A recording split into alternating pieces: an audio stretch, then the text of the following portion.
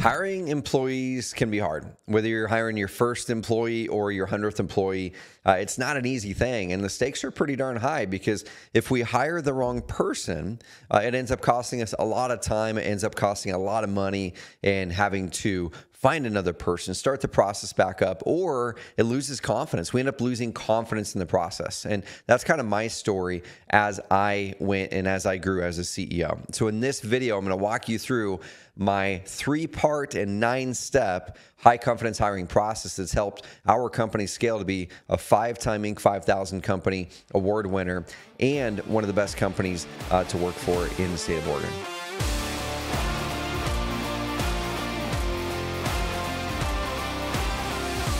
This is my high confidence hiring process. I'm going to be kind of taking you into my slide deck from time to time, into my iPad, and we're just going to kind of draw out some things. But over the years at Carrot, we started from no hiring process, way over on one side, to go, we would just literally post something on Craigslist, and we would talk to a person. If we liked the person, we would hire them. And let me know in the comments box below if this relates to you, if you have done hiring in that way. Hey, if there's a person in front of me and they want to do work and they seem like they're okay and they kind of pass the initial skill set test, then yeah, I'm going to hire them out and going to give them a try.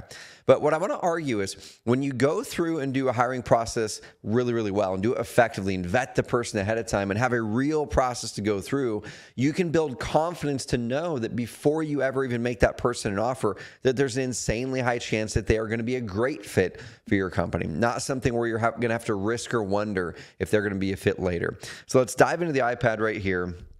And this is my high confidence hiring process, okay? So the first thing, and I teach about it here on my YouTube channel, I've got a model I call the Entrepreneur Freedom Formula. And on the Entrepreneur Freedom Formula, where we're really focusing here is we're focusing more on the energy and time section. So if we look in that blue bubble, it's as we're building the business and we're getting that consistent profits and we have a clear vision for where we're going, then we're saying, okay, how do I get my time and energy back, right? Where do we go and say, these are the things that drain my energy, these are the things that give me energy, and I'm going to go create some processes and delegate the things that drain my energy to other people. And the first thing right here I'm going to dive into is I want you to think about hiring not as a one-time event, right? Not as a thing where I go and do this thing, I have one interview, I post a job description, and then I make a hire on the spot. I want us to think about hiring kind of a more like dating, kind of like where you get a chance to get to know the person. And you have to ask the question, well, number one, what do I even want out of this relationship, right? What do I want out of this hire? What am I trying to accomplish? And the first section of hiring really should be about clarity, okay? It should be about getting clarity on who you want to hire, on what job you're looking to have done. And really, what are the goals? Because in the first probably 30, 40, 50 hires, maybe even, that I made through Carrot and other companies, we didn't really nail this. We got better as we went, but especially that first 10 to 20 hires, we didn't have clear goals written down on what that job was going to do. We had a job description, but the employee wasn't clear what they were hired to do goal-wise. We didn't have a hiring scorecard. We had gut. We ran by gut. And the challenge that pops up when you run hiring by gut is you have 2 or 3 candidates there at the end, and you're sit there split. You're split on that decision. You go, man, this person's really good at this, but they have these deficiencies here. This person's killer at this, but man, they have these deficiencies here. And then you end up hesitating, right? You end up hesitating on the hire. And sometimes the best hires that the biggest mistakes I made in hiring were actually hesitating on an amazing candidate because I didn't have confidence in knowing that that person was the right one versus this other person. So this process was going to help you build that confidence. So the first part of it is clarity. Okay, we want to build clarity for exactly what we're looking for. And I'm going to show you the 3 steps to build clarity. The second step in here is confidence. Is once we have clarity in what we're hiring the person to do, and we're very, very clear exactly the traits that they need to have to succeed in this role, now we need to build confidence on the person themselves. Okay, is this person the right person? And there's 3 steps there. It's culture, doing test projects the right way, and it's building references and checking references the right way.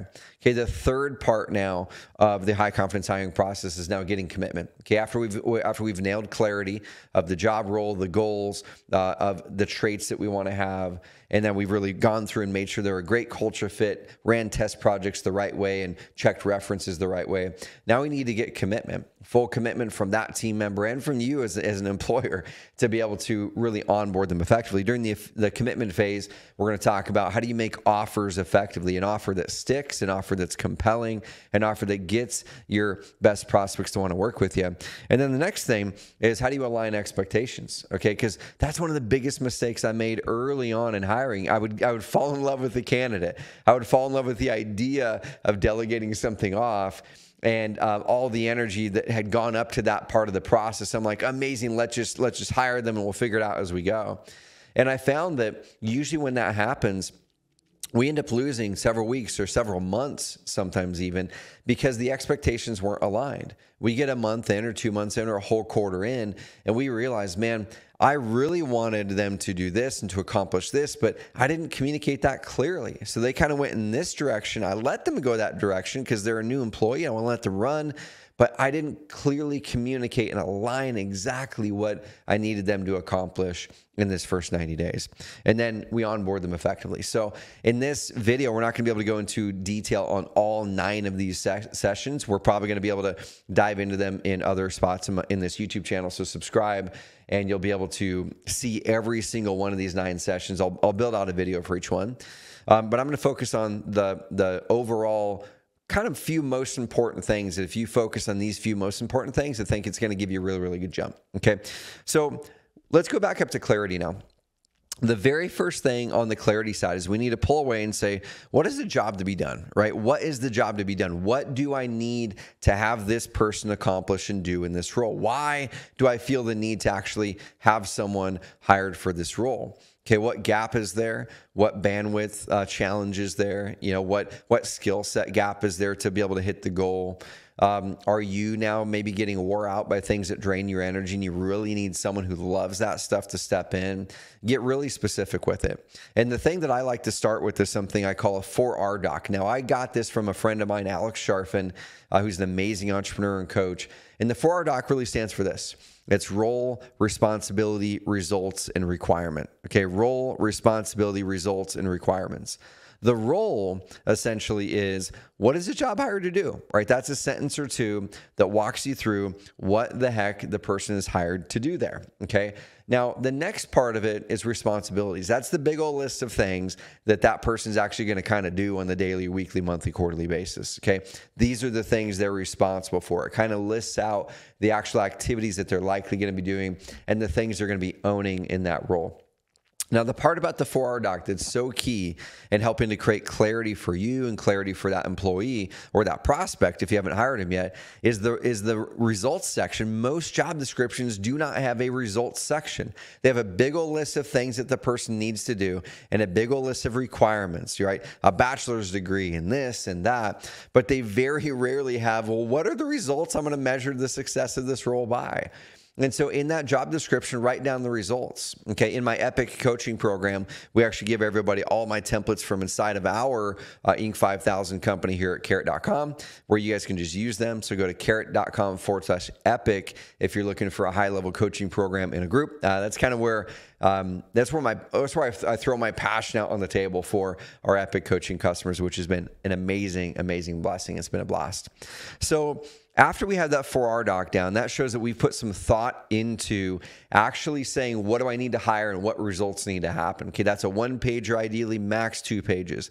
The very next thing, this is what I didn't do at all in the first probably 10 to 20 hires, is create a scorecard. We probably didn't even do this until we got up into 30, 40, 50 employees at Carrot. We didn't have a hiring scorecard. We hired by gut, right? We hired by, I like the person, I could hang out with them, I could have a beer with them, it seems like they've got a good skill set. But invariably what would happen is we would hire the person and all those things that we saw in the interview process were true, right? We saw those things and those were true after they were hired. We liked hanging out with them. This was good. But we would get into 3 months in, 6 months in, if it lasted that long, and we would go, oh, wow, I knew that there was a deficiency in their skill set here, but I didn't really weigh it against the other things I really felt were most important for this role. We would hire based on gut and feeling and miss some of the most important traits and skill sets because we didn't weigh them. We didn't weight them together. And so we do have a hiring scorecard that we've developed. I'm just going to show it here on the screen at a high level. We actually have this template as well. Once again, for my coaching program, we just bring everything out of my own businesses and just give them to you to accelerate it. But a few examples from this that I'm going to pop up on the screen. Okay. The first thing is in this hiring scorecard, you want to make it be numbers based as much as possible. Kind of remove the emotion as much as you can. Okay. Make it really numbers based, make it logical, and try to remove the emotion. And there's a couple things that we do. We always pass our candidates as they get towards the end through a Kolbe test, Kolbe, and you have to really know what you're trying to hire. For me, I'm an insanely high quick start. I'm a low follow through. So in the original probably 10 to 15 roles at Carrot, most of those roles needed to be very, very high follow through roles, people who could go get things done. And I didn't need a bunch of high quick starts. And so that was really what I was looking at. But that really depends on the role that you're hiring, whether they should, where they should land on that. But I want to put that on there. I want to know and recognize, okay, this is where I am and this is where the candidate is. And just ask that question, hey, is this compatible for that role? The next thing that we're going to do is we're going to say, like, write down the top 3 to 5 must-haves. These are the must-haves. These are the things that this person must be really, really, really good at, okay? These are non-negotiables. And then I will even put a score on here. What's the score that is a minimum score on this? This is where you get to kind of weight these, okay? The minimum score on this might be, no, this is such a must-have, the culture match. They must be a strong cultural fit. It's a 9. Or if they don't get a 9 or above, then it is not a match. No matter how good everything else is on this scale, I can't hire them if they're not a great culture match. So I weigh that when I say that one's a 9. Okay. And then down here, you can weight these other ones. These are must-haves. Okay. And then if they end up not scoring high enough on there, you can see it automatically then would change that to a red circle. The next thing then we need to write down, well, what are those core competencies? Okay, just completely not thinking about the candidate, because what we'll do oftentimes when we're hiring is we will get in front of people and we'll try to wrap a job around the candidate, right? We'll try to create a job specific to that candidate where we're like, we see the candidate, we see the deficiencies, we see the things that they're good at, and then we go, man, I really, really want to hire them. I want to make this compelling for them to work for me. So I'm going to almost like subconsciously remove some of these requirements or some of the things in that role because it doesn't seem like they like those things, or they flat out said they don't like these things. Even though those are the things I need them to do, we end up custom creating a job for the person. So we can't do that. We have to create the job that the company needs. And so that's where we create the must-haves. And then we write down what are the core competencies? What are the things they've got to come in being really, really good at? Okay, now they should be able to have room to grow in these areas. They don't have to be a 10 out of 10. They should be pretty darn good at these things. You're hiring them to come in and solve a problem with their current skill set. So write down those 4 to 5, give them minimum scores, and then weight them. And then as you're going through those candidates, the interview questions, the test projects, the things like that are going to be built around this scorecard then. When you ask questions and interview your prospects, you're going to ask them a lot of the same questions, so you can kind of plot them on here. The last part is your nice to haves. Man, these aren't required, but if the person has these things, it's going to be amazing, and they're going to be an amazing match. Okay, so that's just an example, guys. The scorecard goes way deeper, but that's the second part of creating clarity. Okay, we want to be able to have an amazing 4-hour doc, a great scorecard, so we can remove emotion and really bring in the logical decision making, so we can have the confidence when we get to the end. And then we want to create a 90-day plan. Now, the rest of the high confidence hiring process, I'm going to kind of buzz through, and there will be other videos here on the YouTube channel where I will dig into how do you determine culture match? How do you determine and do test projects correctly? What about references? What about making the offer, aligning? And then what about onboarding? I'm going to brush through those pretty quickly in this video. Hit subscribe, and then we'll dive in even more detail on other videos. So the 90-day goal, this is something that I started doing probably 3 to 5 years ago. And when I didn't do this, things didn't go as well with the new hires. When I did this, things went really good. And so that's something I want to encourage you guys is before you ever even talk to candidates, sit down. You've got your 4R doc. You've got your hiring scorecard. Now I want you to sit down and say, let me write out the 90-day goals and 90-day plan for this role. Okay. Now, the higher up you go hiring an employee, let's say it's a C-level executive, a true C-level executive. Okay. With that executive, if you're bringing in a COO as an example, or a CEO, your 90-day plan and 90-day goals are going to be pretty small, right? You're hiring the person to come in and make the plan. They're going to make the plan. You're going to set the outcomes.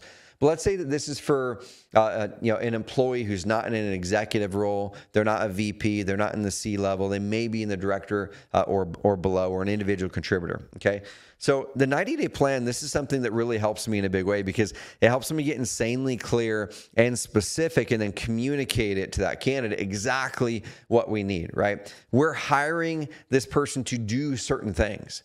And there's probably a whole list of projects that you already know that those things need to get done. The challenge that we have as entrepreneurs is we know that there's a list of projects out there somewhere, but then we just hire somebody thinking that list of projects is going to magically get communicated in the right priority and then magically get done. But what usually happens is we have this list of projects we think needs to get done. We get excited about the candidate. We make the hire. We don't onboard well. They start to kind of self-solve in that first 30 to 60 days. And then you guys forget, or you forget that there's these 2 or 3 projects that were really important to you that spurred you on originally to even want to make that hire. Okay. And then you forget about them 60 days in. And then you go, oh my gosh, I forgot. Like, this is what I really need the person to do. Why aren't they doing this? Well, they're not doing it because you probably didn't communicate it well to them during the hire and in onboarding. Okay. So what I want you to do here, and I'm actually going to give you this resource. Okay. If you go to carrot.com/hiring, that's carrot.com/hiring, or there's probably a link in the description below. I'm going to give you this resource and probably some other hiring related resources as well from my high confidence hiring process. But the high level, what we're going to do is we're going to write a 30, 60 day, 90 plan, just like this shows. The first 30 days, and I usually start and work my way backwards. I start at 90 days, then I work my way back to 60, and then back to 30. At the 90, and this is how I like to break it up. What should they know, right? What should they know, or what should they have learned by that time? Okay. What should they own? Like, what metrics should they actually own up to that point in that role? What should they do, right? What are the actual projects that you want them to accomplish by this time? And then what should they accomplish? What are the goals, the actual metrics, the actual numbers that they're going to accomplish? Okay. So you're going to set that out for 90 days. You might say, hey, by day 90, I want you attaining 80% of your sales quota, and here's the number. I want you to do these 2 projects in this time period, and you should really own these 3 metrics on the daily basis. You own these now, okay? And you should know and you should learn these things. And now walk it back to 60 and say, okay, cool. By day 60, what are the things that person should accomplish? What should they know? What should they own? What should they do? And what should they have accomplished by that point? And now 30 days, what should they know? What should they learn? What are the metrics? What should they own? What should they do? And what should they accomplish by that point? When you really write this down and you're talking to that candidate, bring this to that interview and say, hey, here's really what I'm looking at this role being able to do. Now, this is a little bit flexible for sure, but I'm looking at this role being able to accomplish these things and learn these things and da-da-da. Where do you see yourself having the most confidence in this plan? Where do you also see yourself having the most challenge that you may need some help on? What do you think about these numbers? Do you feel that's achievable? Do you feel it's a stretch goal? Do you feel it's a gimme? Bring that in front of them, because that is the thing that they're going to be doing the work for. You might as well bring that forward and say, hey, this is the stuff. Right? So once you make that 30, 60, 90-day plan, you're going to use that all the way through now. You're going to use that plan for your test project. You're going to grab 1 or 2 or 3 items out of that plan and say, let me pick a couple of these things that I actually want the person to do post-hire, and now use those as the test project. Pay them for that test project work, but have them do real work from the real plan. That way you're actually having them accomplish some things. You're hitting 2 birds with 1 stone. You're hiring someone to do work for you, but you're vetting them before you actually hire them as a full-time employee. That was a major change we made at Carrot to do test projects more effectively, where you bring forward that project roadmap that you already want that candidate to do, but you just pay them for it, okay? And then you're also going to use that 90-day plan when you go over into commitment into part 8, which is align expectations. You're going to sit down and say, hey, here's the plan again. Let's align and adjust this plan to really mold it and shape it. And now this plan is going to now go and influence the onboarding process as well. Okay. And onboarding, guys, I'm not going to dig into this in detail, but we have a whole philosophy and process on onboarding, the 3 major philosophies and themes, and an onboarding roadmap. I'm just showing it right here on the screen. Take a screenshot of this if you want to. But this is also a resource that we're going to give you in carrot.com/hiring. That's carrot.com/hiring. So we're going to get you the 90-day plan template. We're going to get you the new employee on-ramp as well, and some other resources. Go check it out. All right. Y'all, hopefully you enjoyed this video. I'm going to do a bunch more on hiring to kind of fill the gaps on the high confidence hiring model that we have created here at Carrot. What I'd love is pop a comment below. You know, what are you the most nervous about when you hire? What are the biggest mistakes you've made when you've hired? Or where do you tend to have lack of confidence when you're doing hires? Pop those in below. I'd love to look at the questions. I'd love to answer those questions.